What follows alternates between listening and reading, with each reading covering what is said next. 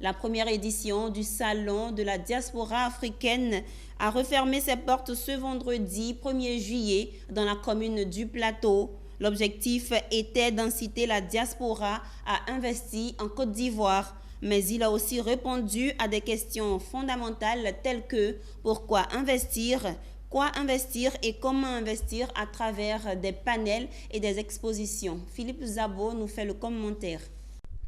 D'après la Direction générale de la diaspora ivoirienne, celle-ci est estimée à plus de 1,2 million de personnes, soit 5,4% de la population, et générerait chaque année près de 180 milliards de francs CFA de flux financiers et réalise environ 10 milliards de francs CFA d'investissement direct.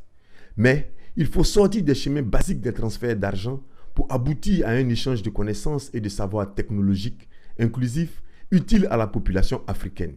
D'où l'importance du SADIAF. L'objectif premier aussi du SADIAF, c'est de transmettre les compétences aux Africains qui sont sur place ici en Afrique, nos frères de la diaspora qui sont allés se former, revenir au pays et puis leur transmettre les compétences afin de pouvoir en fait s'adapter à l'évolution technologique, non seulement dans le numérique, mais aussi dans différents secteurs d'activité. Cette année, bien évidemment, un clin d'œil a été fait au secteur du numérique parce que le monde se transforme, le monde se digitalise. Ça a été vraiment, disons, une activité formatrice, un salon qui a permis à tout un chacun de savoir tout ce qui se passe dans le domaine du numérique et qu'est-ce que le numérique peut apporter à notre quotidien.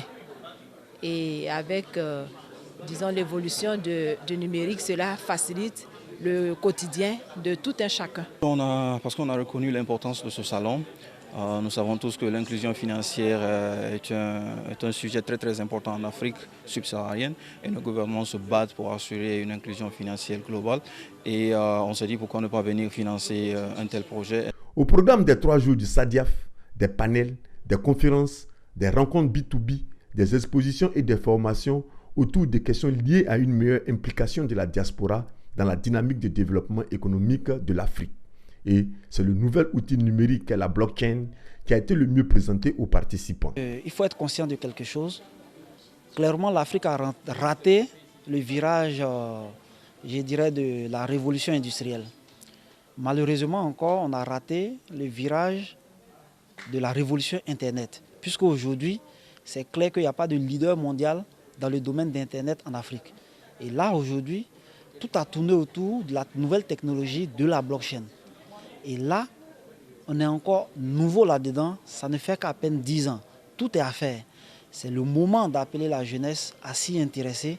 On a conçu l'équivalent de Alibaba, plus un Alipay à l'intérieur, dédié à l'Afrique, mais limité aux produits et services de première nécessité. Pour rappel, le SADIAF 2022 avait pour thème l'Afrique face à l'économie numérique.